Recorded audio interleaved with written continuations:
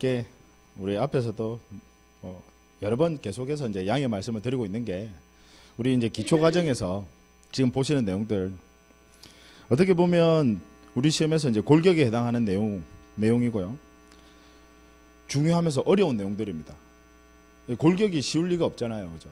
네, 중요하면서 어려운 내용입니다. 그래서 그걸 기초 과정에서 이제 하기에 조금 부담스러우실 수도 있지만 굳이 제가 이렇게 하는 이유가 나중에 기초 과정에서 이제 한번 들으시고 기본 과정에서 이제 본격적으로 하시게 되면요 훨씬 낫습니다.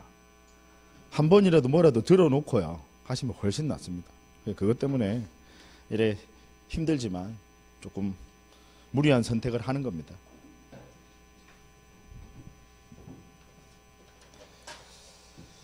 자, 이제 우리 주택임대차 보호법에서요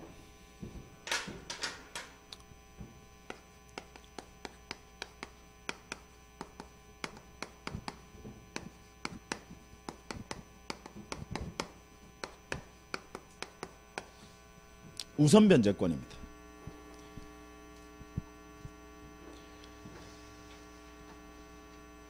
자, 그럼 여기서 이제 우선 변제권 하면 누구보다 먼저 변제, 즉 돈 받아갈 수 있느냐. 그럼 이 우선 변제권은 언제 효력을 발휘를 하느냐면 경매에 들어갔을 때요.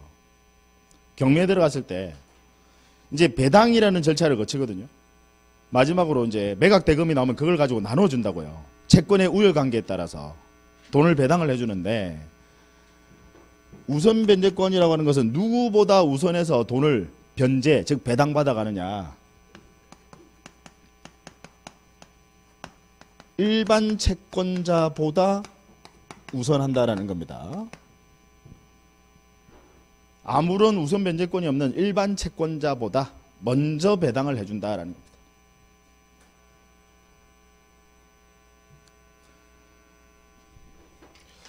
자, 그럼 우선 변제권을 갖추기 위한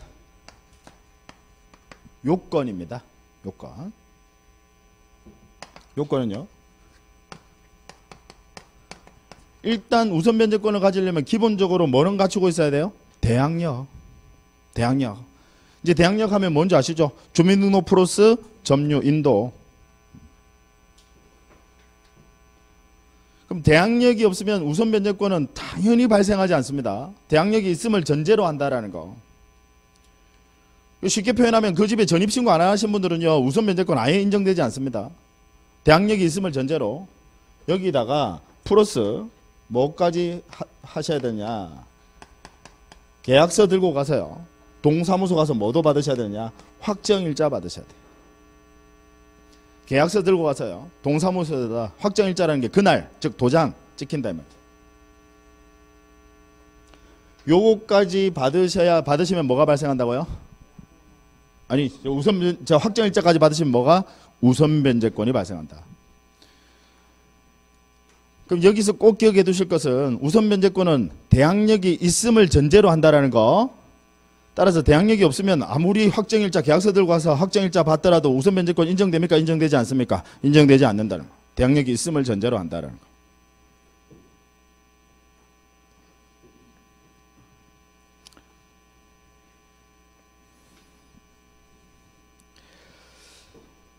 자, 저 우선 변제권과 관련해서는 뭐 특별히 어려운 내용은 없어요. 거기 간단하게 판례 방가로 1번 판례 한번 보시죠.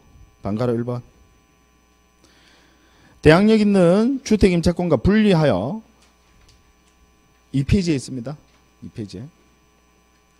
판례 한번 보시죠.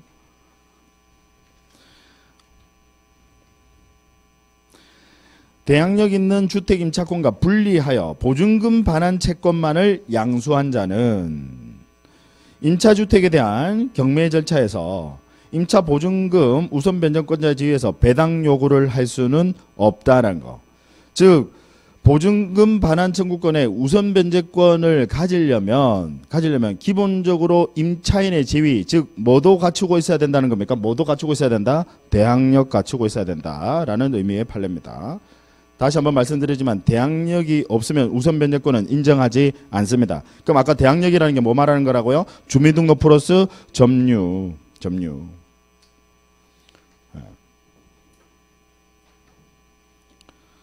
지금 방가로 1번 판례 의미 아시겠죠? 대항력 없이 그 채권만 가져간다 하더라도 우선 변제권은 인정하지 않는다. 그럼 우선 변제권이라고 하는 것은 필요 조건입니다. 반드시 뭐가 있어야 된다? 대항력이 있어야 된다.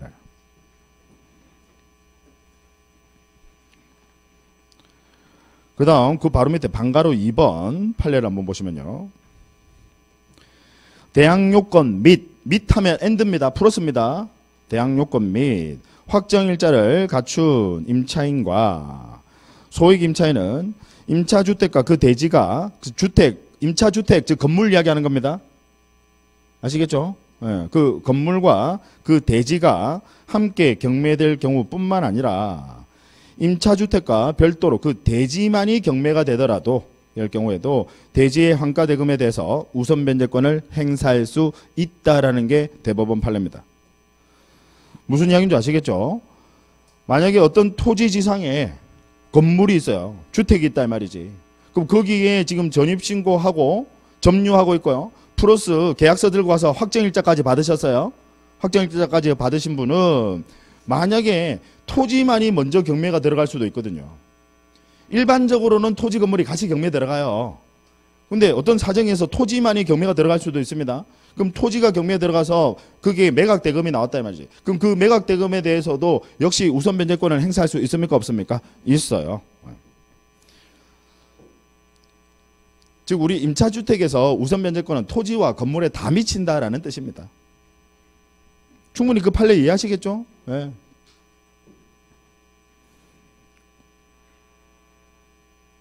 방가로 3번 보세요. 방가로 3번. 대항요건을 갖춘 임대주택의 양수인은 아까 이제 부동산 새로 취득하시면 제3취득자 이야기하는 겁니다. 양수인은 임대인의 지위를 승계한다. 아까 기억나시죠? 주임법 아까 3조 4항. 임대인의 지위를 승계하므로 양수인은 주택의 소유권과 결합하여 임대인의 권리 의무 일체를 그대로 승계하고 양도인은 임차인에 대한 임대차 보증금 반환 의무 채무를 면하게 된다는 거.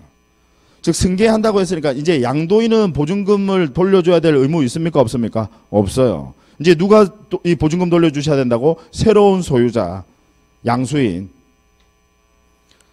즉 무슨 이야기인지 아시겠죠?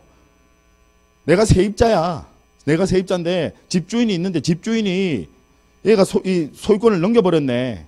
내가 그 들어가고 있는 넘겨버렸어요. 그러면 이제 보증금을 걔한테 돌려주셔야 될, 내가 계약기간 끝났을 때 보증금 돌려주셔야 될 분은 기존의 집주인 양도인이에요? 아니면 새로운 집주인 양수인이에요? 새로운 집주인 양수인이다. 왜? 법에서 승계한다라고 돼 있으니까. 이해되시죠? 네.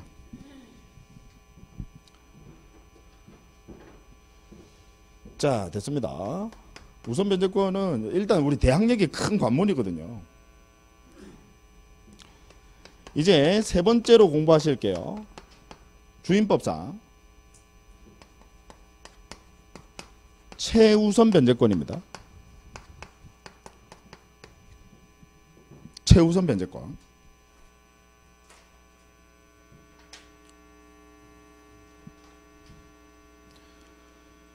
자, 이건 이제 무슨 이야기냐면 아까 여러분 예를 들어 1순위 저당권입니다. 저당권.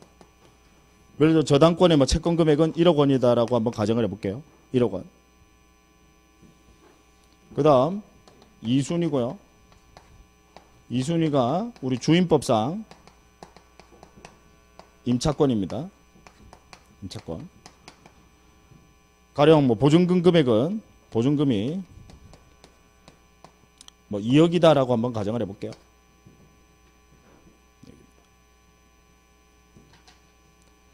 자, 이 부동산이 가령 매각이 됐습니다. 경매 매각이 됐어요. 물론 이 주임법상 지금 임차권은 지금 전제 자체가요. 대항력과 플러스 뭐까지? 확정일자까지 다 가지고 있습니다. 즉 대항력과 확정일자까지 가지고 있으면 지금 뭐 가지고 있다는 거예요? 우선 변제권. 우선 변제권. 만약에 이 부동산이 이 주택이요. 경매가 돼서 가령 뭐 2억 원에 낙찰이 됐다. 2억 원에 낙찰됐다. 그러면 저당권자가 먼저 1억 원 가져간다 그죠? 예, 1억 원 가져. 그럼 이제 남은 돈 얼마예요? 1억. 그럼 얘가 지금 받을 수 있는 임차인이 받을 수 있는 돈은 얼마예요? 1억이다 말이에요. 이해되시죠? 예. 여기서 아까 우선 변제권이라고 하는 것은 다른 일반 채권자보다 우선해서 변제받는다는 거지. 지금 여기 선순위 저당권자도, 저당권도 우선 변제권이 있거든요. 그럼 얘가 선순위야. 그럼 당연히 돈은 누가 먼저 가져가는 거예요? 선순위 저당권이 먼저 가져가고 그 다음에 얘가 남는 돈 있으면 여기서 가져간다 이 말이에요. 지금 이해되셨죠? 예. 자, 그런데 얘랑 비교를 해보자고요. 만약에 1순위로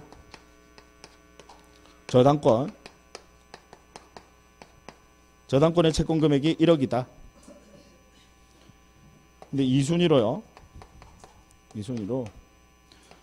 주임법상 임차권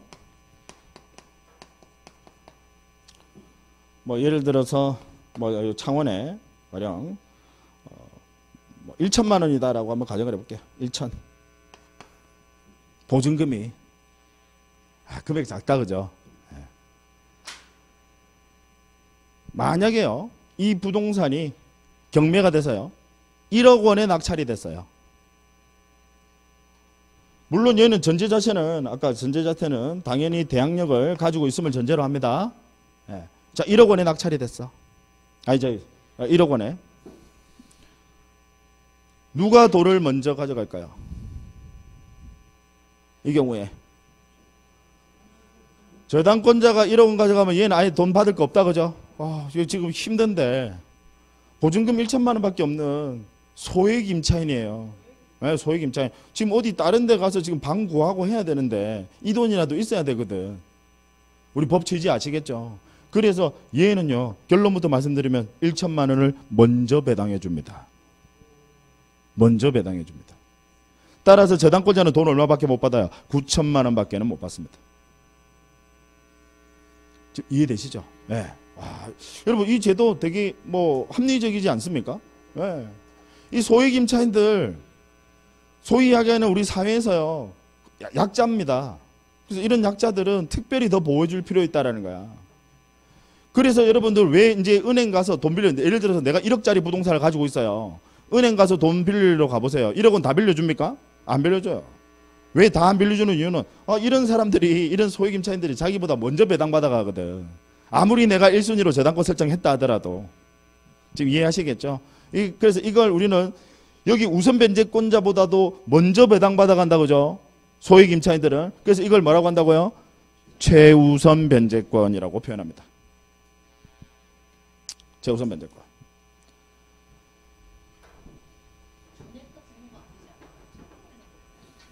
아니요. 거기 한도 내에서는 다 줍니다. 좀 이따 그건 설명드릴 거고. 네. 자, 우리 최우선 변제권.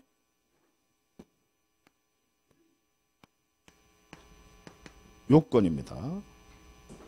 요건.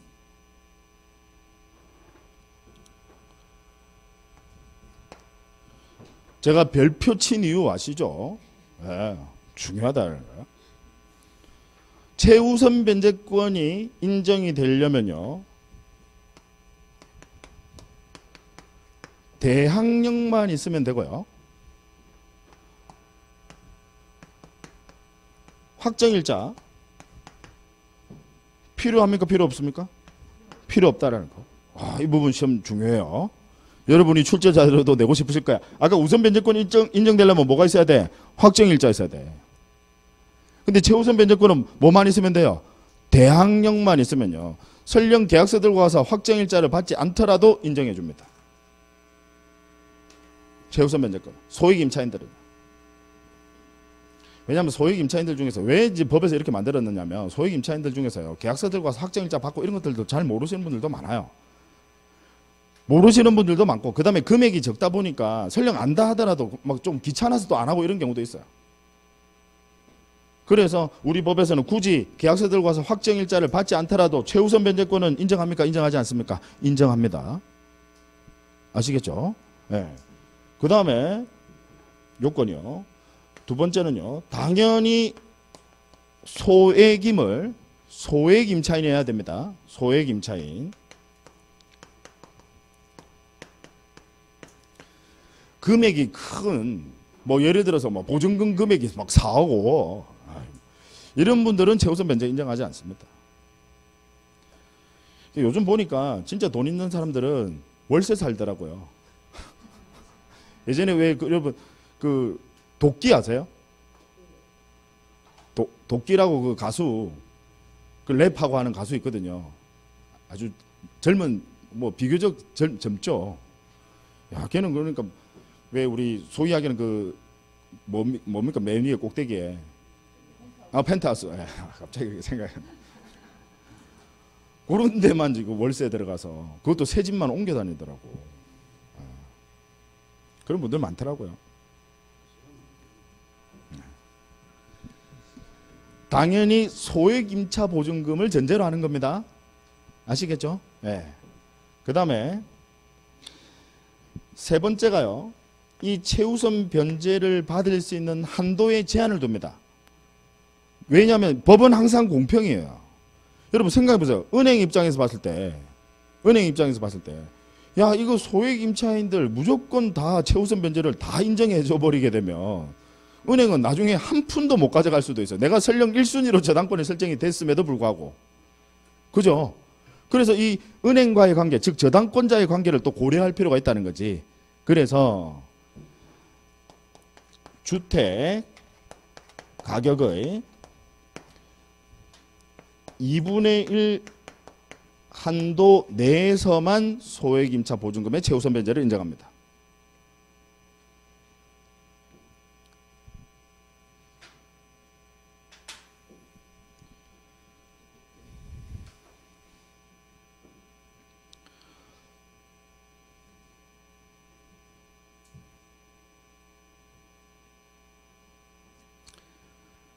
무슨 이야기냐? 사실 이 소액임차 보증금이 문제가 되는 게 뭐냐면, 여러분들 왜 소위 이야기하는 잘 아시는 원룸. 얘를 우리 법에서는 다가구용 단독주택이라고 합니다. 다가구용 단독주택. 단독주택이긴 하는데 가구가 많다 이 말이에요. 그럼 이 사람들 예를 들어 전부 다 소액임차인들이야. 다 보증금 한 1,000만 원씩. 근데 얘가 너무 많아. 예를 들면 한 30집 정도 된다는 거야. 그럼 1,000만 원씩 예를 들어서 30이면 얼마요?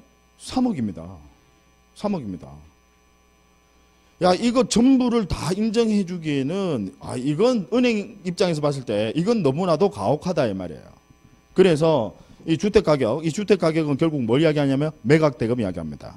그 매각대금의 얼마 한도 내에서만요, 2분의 1 한도 내에서만 소액임차 보증금의 최우선 변제를 인정합니다.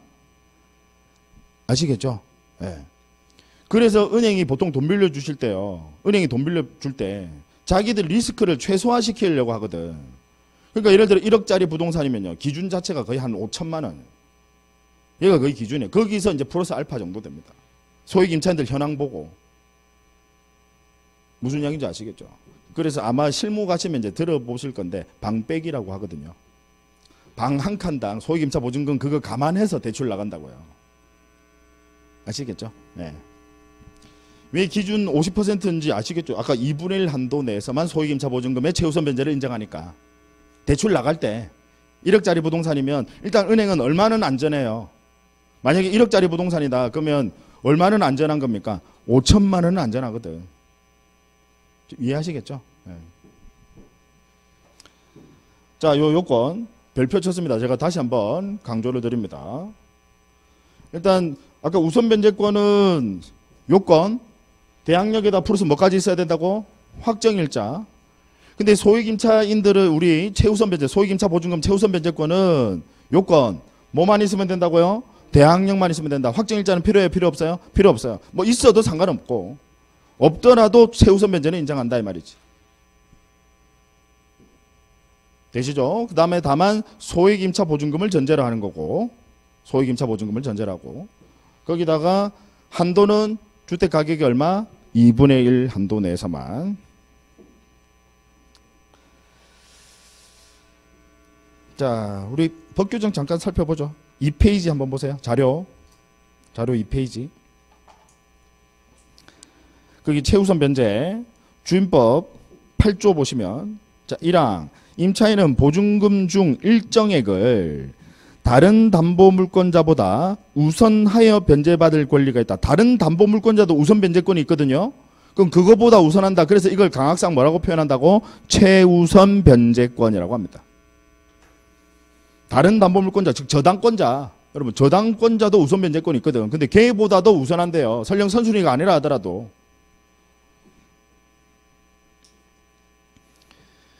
계속해서요. 임차인은 주택에 대한 경매 신청 등기 전에, 즉 경매 개시 결정 등기 전에 뭐를 갖춰야 되느냐. 거기 3조 1항의 요건 제가 갈로해서 친절하게 적어뒀어요. 뭐를 갖춰야 됩니까? 대항력을 갖춰야 된다.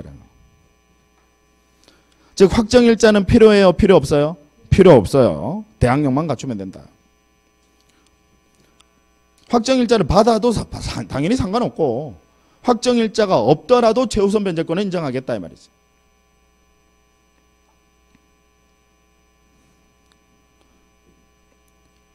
그 다음 사망을 보세요. 주임법 8조 사망. 우선 변제를 받을 임차인 및 보증금 중 일정액의 범위와 그 기준은 주택임대차위원회 심의를 거쳐 대통령령으로, 대통령령을 우리는 다른 말로 시행령이라고 합니다. 대통령령, 시행령. 대통령령으로 정한다. 계속해서 다만 보증금 중 일정액의 범위와 기준은 주택가격의 몇 분의 몇을 넘지 못한다? 2분의 1을 넘지 못한다. 넘지 못한다 말의 의미는요. 2분의 1까지는 돼요? 안 돼요? 돼요. 정확하게 여러분들은 정확하게 아시자고. 2분의 1을 넘지 못한다라는 거. 그럼 2분의 1까지는 최우선 변제 인정한다 이 말이지. 그 다음 그 바로 밑에 주임법 시행령 보이십니까? 아까 대통령령으로 정한다라고 했잖아요. 그 대통령령이 그 시행령 거기 11조에 우선 변제를 받을 임차인의 범위, 즉 소액 임차인의 범위입니다. 자, 우선 변제를 받을 임차인의 범위에다가 줄을 끊어놓으시고 그 제목에다 줄을 끊어놓으시고 밑에다가 소액 임차인의 범위라고 이퀄 소액 임차인의 범위라고 메모해 주세요. 소액 임차인의 범위.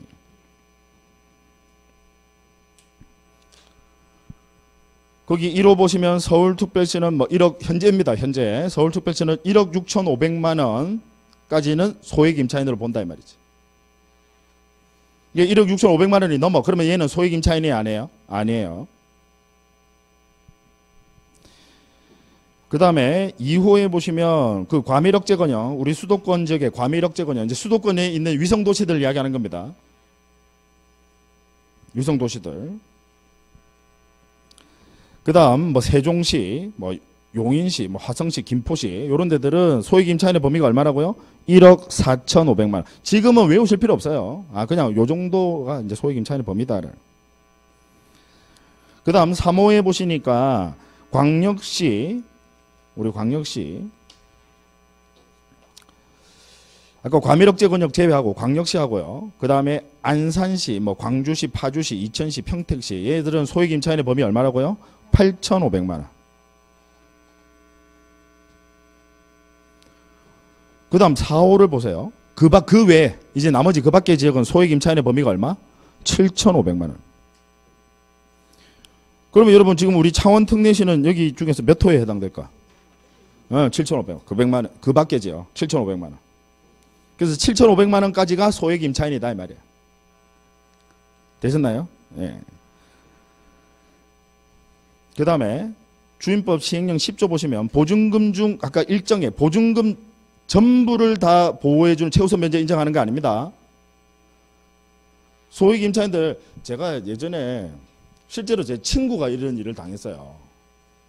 제 친구가 얘가 이제 부산에 있는 어떤 그 조그만 아파트, 소형 아파트였어요. 얘가 임대차 들어가는데 뭐 그 당시에요. 뭐 임대차 보증금이 한 5천만 원 정도 됐습니다. 5천만 원. 그랬더니 그 중개사분이 뭐라고 이야기했냐면 이건 소액 임차인이니까 앞에 저당권이 설정돼 있다 하더라도 이거 최우선 변제 인정되니까 안전하니까 그냥 그 세 들어가도 된다. 이렇게 중개사분이 설명을 해준 거야. 근데 꼭 희한하게 또 그런 경우 사고 터지죠. 사고 터졌어. 사고 터졌다는 게 이제 경매에 들어갔다 이 말이야. 그럼 5천만 원 전부를 최우선 변제 인정합니까? 아니에요. 아까 여러분 법 규정 앞에 다시 한번 보시죠. 8조 1항 다시 한번 보세요. 8조 1항 1항 보시면 임차인은 보증금 중 일정액입니다. 보증금 전부 아니에요. 보증금 중 일정액을 다른 담보물권자보다 우선해서 즉 최우선 변제 인정한다는 거예요. 보증금 중 일정액입니다. 우리 시행령에서 정하는 그 이제 일정액을 정하는 기준은 밑에 시행령에 맡겨놓고 있는 거지. 아까 대통령령에. 지금 의미 아시겠죠? 예, 그러면 다시 아까 주임법 시행령 10조 보세요. 10조 찾으셨나요? 예. 거기 보니까 자 1항 1호 보세요. 서울특별시는 얼마입니까 여러분? 아니 10조 5,500만 원. 그 무슨 이야기냐면 예를 들어서 1억 6,500만 원을 지금 보증금 주고 있는 사람이 있어. 서울특별시에서 보증금 주고 있어요. 그럼 얘 최우선 변제는 얼마만 받을 수 있어요? 5,500만 원만 받는단 말이에요. 최우선 변제는.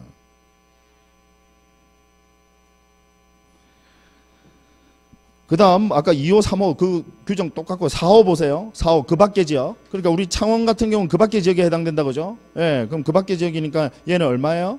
2,500만 원. 즉 무슨 이야기냐? 7,500만 원을 넘는 사람은 아예 최우선 변제 인정 안 돼. 지금 이해되시죠? 그럼 예를 들어서 내가 7,500만 원 딱 지금 보증금 줬어. 그러면 최우선 변제는 얼마만 받을 수 있다는 소리예요? 2,500만 원만 최우선 변제 받는다는 소리입니다. 아시겠죠? 예, 그리고 그거 실수하시면 안 돼. 우리 최우선 변제는 이거 중요합니다. 이게 실무에서도 중요해요. 아까 그래서 실제로 있었어요. 제 친구가 그 중개사한테 어떻게 보면 그대로 당한 거야. 그 나중에 또 중개사 상대로 또 막 소송하고 또 난리가 났지. 우리 중개사 입장에서 봤을 땐 좀 안 했으면 좋겠어요.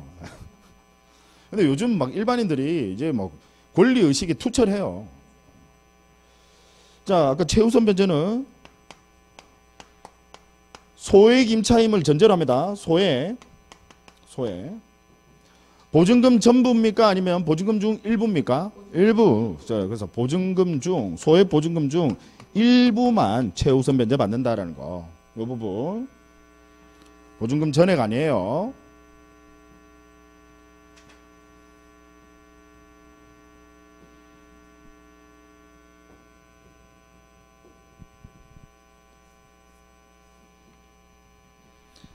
그 다음에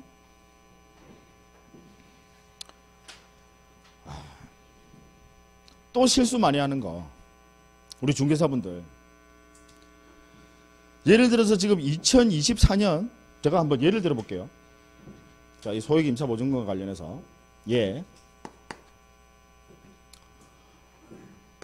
2024년 2월 1일에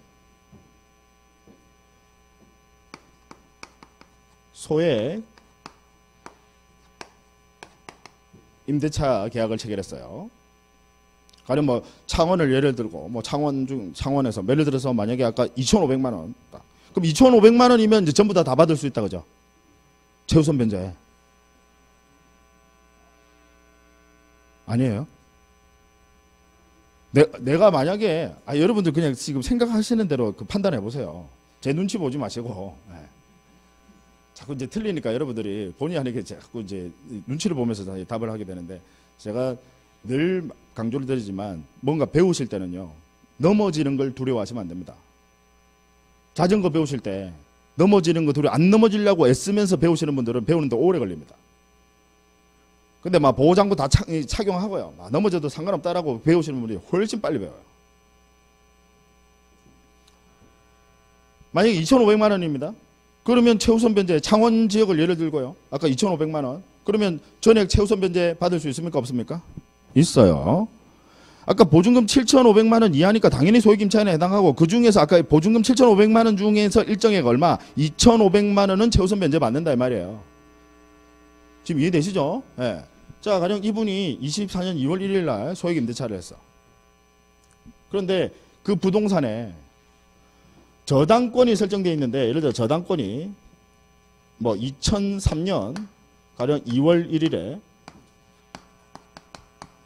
저당권이 설정이 되어 있는 거야. 뭐가 훨씬 빨리 됐습니까? 저당권이요. 예. 제가 아까 말씀드렸죠. 이 소액 임차 보증금의 최우선 변제는 법은 항상 공평이에요. 그럼 누구와의 또 이 관계를 고려해야 되느냐? 아까 저당권자.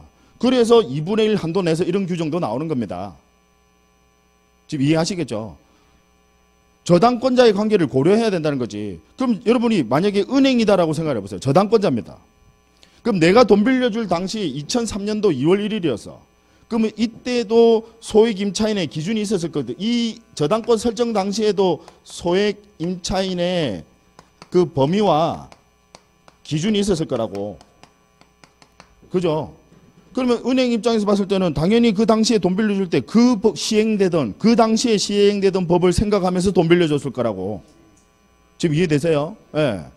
근데 얘가 지금 현재 지금 들어와서 소액 임차인이 그러면 얘하고 은행 입장에서 은행과의 관계를 고려해 봤을 때 지금 2003년 2월 1일 시행되던 이 법, 요 당시에 시행되던 거를 기준으로 최우선 변제의 범위를 판단을 해야 될까요? 아니면 얘가 2월 1일 날 새 들어왔으니까 이 당시의 기준의 소액 임차인 범위, 즉 무슨 이야기냐면 2003년도에 소액 임차인의 범위가 훨씬 작았어요.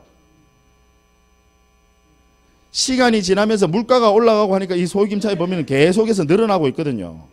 지금 무슨 이야기인지 아시겠죠? 그러면 요 당시 법이 기준이 돼야 될까? 아니면 임차인이 지금 새 들어오는 이 당시 법이 기준이 돼야 될까요? 24년이에요? 아니면 2003년이에요? 2003년. 제가 아까 그랬죠. 여러분이 저당권자입니다. 나는 소액 임차인의 범위가 그 당시에 요거 정도만 보호되는 줄 알고 그러고 돈 빌려줬어. 그 당시에 돈 빌려줄 때. 얘가 나중에 그러면 생각해보세요. 내가 돈 빌려줄 때 극단적인 예를 들게. 내가 돈 빌려줄 때는 소액 임차인의 범위가 1,000만 원이었어. 최우선 변제를 받을 수 있는 범위가 1,000만 원이었어. 근데 24년에 보니까 1억으로 바뀐 거야. 그럼 은행 입장에서 봤을 때 만약에 얘가 2024년에 새 들어왔다고 해서 현재 시행되는 법의 소액 임차인으로서 먼저 최우선 변제를 받아간 다음에 은행은 돈 받아갈 게 없다는 거야. 무슨 이야기인지 아시겠죠? 네. 따라서 뭐가 기준이 돼야 될까요? 이 담보권 설정 당시에 설정 당시에 소액 임차인의 범위 기준 얘가 적용이 돼야 된다라는 거지. 이거 많이 우리 중개사분들 실수하십니다. 큰일 난다고요. 제가 아마 중개사분들 실수 제일 많이 하는 것 중에 우리 주임법에서 실수 제일 많이 하는 것 중에 하나가 이겁니다. 현재 새 들어오니까 지금 것만 보는 거야. 현재 법 시행령 찾아보는 거야. 그 아까 현재 보니까 창원 같은 경우는 7,500만 원 중에서 얼마? 2,500만 원. 이제 이거 보시는 거야. 저당권 설정은 한참 전에 돼 있는데. 그럼 저당권 설정자 항상 법은 공평이거든요. 그 저당권 설정자와의 관계도 고려해야 된다 이 말이지. 얘는 그 당시에 지가 저당권 설정해 주실 때 소액 임차 보증금의 범위가 그건 줄 알고 돈 빌려줬다는 거지. 이해하시겠죠? 네. 자, 방가로 3번. 우리 최우선 변제권에 방가로 3번 보세요. 방가로 3번. 찾으셨나요? 네. 소액 임차 보증금 기준 시점은 자, 별표해 두세요. 방가로 3번에다 별표해 두세요. 소액 임차 보증금 기준 시점은 담보물건 설정일 기준이지 임차인이 임차한 시기가 아니다라는 거. 별표해 주세요. 법은 공평이니까 다른 채권자들과의 관계도 고려할 필요가 있다라는 거죠.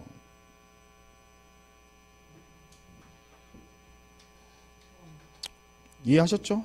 네.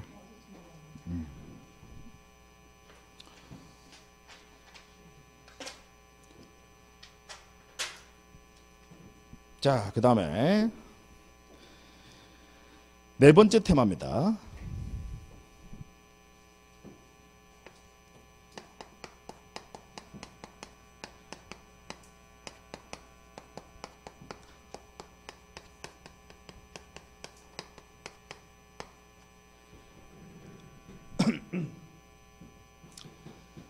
주택임차권 등기명령제도.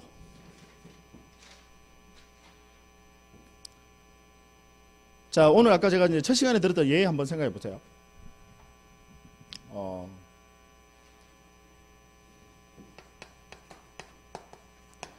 갑이 소유자예요. 소유자. 얘가 임대인. 을이라는 사람과 임대차 계약을 체결하고요. 그럼 을은 임차인입니다. 그죠? 임차인인데, 자, 현재 지금 X라는 부동산은 주택입니다. 주택이고요.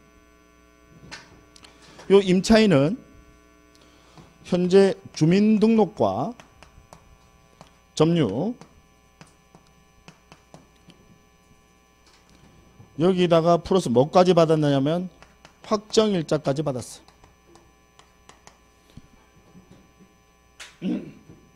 그럼 주민등록과 점유가 있으니까 얘는 임차인은 뭐가 인정이 돼요? 대항력 인정된다. 그죠? 다른 사람에게도 권리 주장할 수 있다 없다? 있다.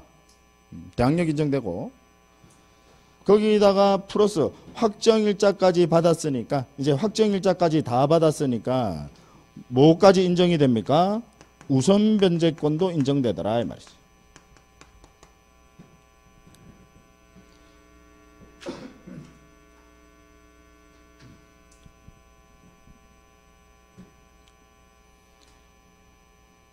제가 이 세 개를 다 밑줄 긋고 우선 변제권이라고 적은 이유 아시겠죠? 여러분들이 자꾸 실수하시더라고. 뭐 실수하냐면 확정일자 얘만 있으면 우선 변제권, 그거 아니라고. 그거 놓치시면 안 돼요. 예를 들어 대항력 없이 주민등록 점유 없이 확정일자, 계약서에 확정일자만 받았다. 그럼 우선 변제권 인정돼야 안 돼요? 안 돼요. 이 우선 변제권은 세 가지 다 갖춰야 돼. 그거 실수하지 마시라고. 대항력이 있음을 전제로 한다라는 거. 되셨죠? 예, 예. 자, 현재 갖추고 있습니다. 자, 그런데 문제는 이 임대차 계약이 종료가 됐어. 계약이 종료가 됐어. 그러면 이제 임대인은 뭐 돌려주셔야 돼? 보증금. 보증금 돌려줘야 돼. 근데 얘가 보증금 안 돌려줘요. 지금 이 임차인들은 지금 다른 데 이사 들어가야 돼. 지금 다른 데 이사 들어가야 돼요. 자, 만약에 다른 데 이사 들어간다. 즉 거기다 전입신고를 해요. 그럼 여기 이제 주민등록은 있습니까? 없습니까? 없어요. 그러면 대항력과 우선 변제권은 유지됩니까? 유지되지 않습니까? 유지되지 않습니다. 소멸한다 이 말이죠. 야, 이런 문제가 있다라 이 말이야. 그래서 우리 주택임대차 보호법에서 제도를 마련한 겁니다. 아까 대항력과 우선 변제권 인정되려면 공시가 돼야 되거든. 근데 얘가 주민등록을 다른 데다 옮기게 되면 그러면 여기 부동산에 대한 공시는 지금 없는 게 돼버리잖아요. 지금 이해되시죠? 따라서 얘는 뭐 하면 그대로 대항력과 우선 변제권이 유지될 수 있을까요? 뭘 하게 되면요? 임차권 등기를 하게 되면요. 임차권 등기하게 되면. 아시겠죠? 예. 네. 그래서 임차권 등기를 하게 되면요. 중요합니다. 이 부분. 자, 임차권 등기를 하게, 주택 임차권 등기를 하게 되면 대항력과 플러스 우선 변제권. 우선 변제권은 질문. 등기한 시점부터 인정이 되는 겁니까? 아니면 기존에 있었던 대항력과 우선 변제권은 그대로 유지되는 겁니까? 유지되는 거다라는 거. 대항력과 우선 변제권은 그대로 유지되는 것이지. 유지되는 것이지. 이 등기한 시점부터 대항력과 우선 변제권이 새로 그때부터 인정되는 거 아니에요. 그 전에 당연히 있었잖아. 지금 이해하시겠죠? 네.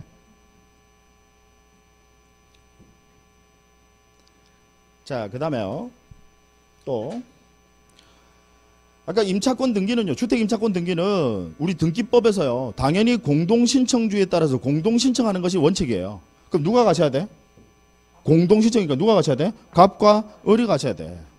근데 자, 생각해보세요. 보증금 안 돌려주는 갑 등기하러 가자고 합니다. 갈까요? 가기 싫을까요? 안 가. 지가 가기 싫어요.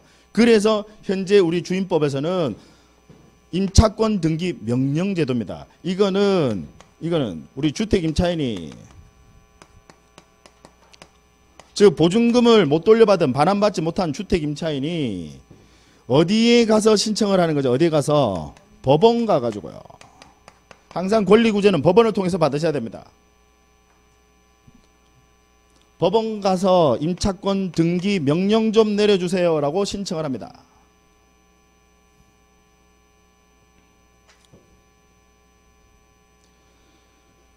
그러면 우리 법원은요, 자 여기서 또 좀 알아두셔야 될 거.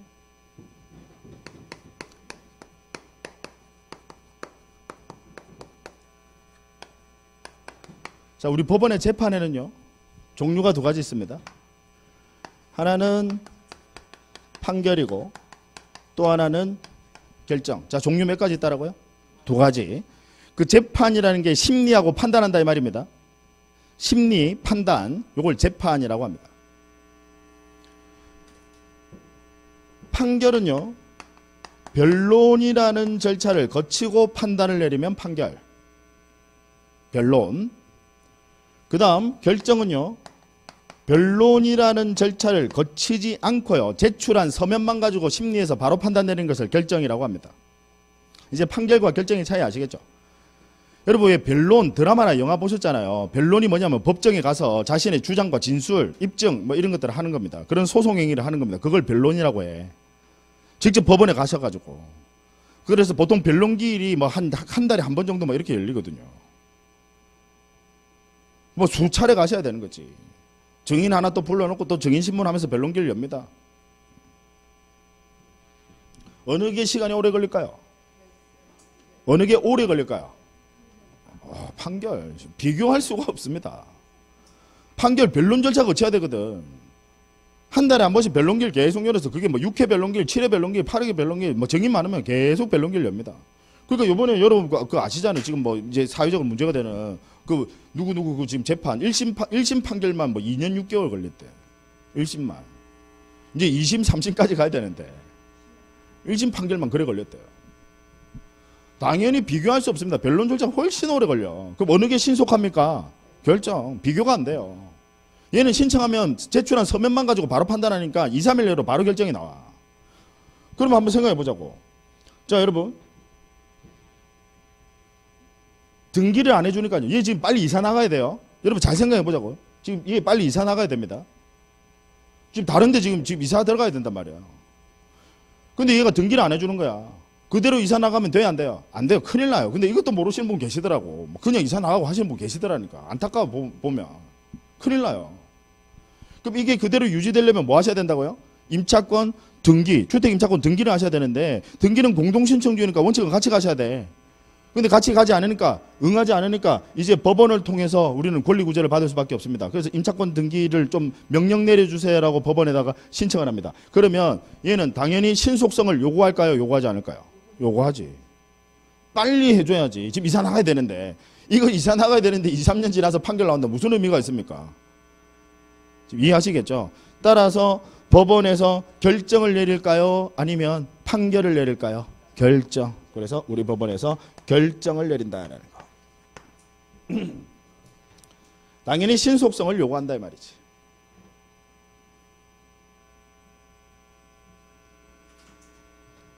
여기까지 이해되세요? 예. 네. 자, 그 다음에요. 다시. 아까 우리 법원에서 판결을 받았을 때랑 법원에서 결정, 우리 등기에 있어서도 차이가 있습니다. 법원에서 결정을 내리게 되면요. 결정을 내리게 되면 그 결정을 내린 법원이, 왜냐하면 등기 또한 신속하게 이루어져야 되니까. 이해하시겠죠? 얘는 등기소에다, 관할 등기소에다가 등기를 촉탁합니다. 촉구하고 부탁하다라는 뜻이에요. 즉 촉탁서를 보내서 바로 등기 이루어집니다. 신속성이 요구가 되니까. 그런데 만약에 법원에서 판결이 나오면요. 물론 이제 얘는 판결 아니에요. 판결이 아니라 만약에 법원에서 판결을 내렸다. 그럼 판결 받으면 등기는 어떻게 이루어지느냐. 단독 신청하러 가셔야 돼. 어디에? 등기소에. 그 판결문 가지고 또 가셔야 돼.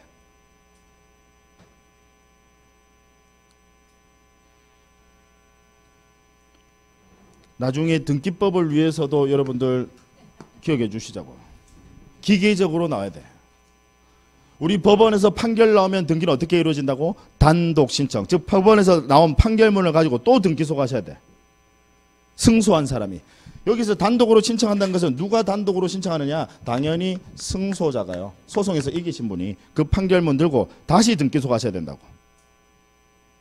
근데 법원에서 결정이 나왔다. 법원에서 결정이 나왔다. 등기는 반드시 어떻게 이루어집니까? 촉탁이다. 촉탁. 강행 규정입니다. 아주 중요해요. 등기 또한 신속하게 이루어져야 된다.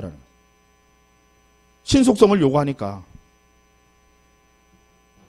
지금 이해되시죠? 그러면 자 다시 그러면 우리 주택 임차권 등기 임차인이 신청을 했어요. 그럼 법원에서 이 변론을 거칩니까? 거치지 않습니까? 거치지 않습니다. 따라서 판결이에요? 결정이에요? 결정. 따라서 등기는 어떻게 이루어질까요? 결정이니까 등기는 어떻게? 지금 위에 다 바로 적어놓고 물어봅니다. 어떻게? 촉탁으로 이루어진다. 촉탁으로. 아주 중요하다.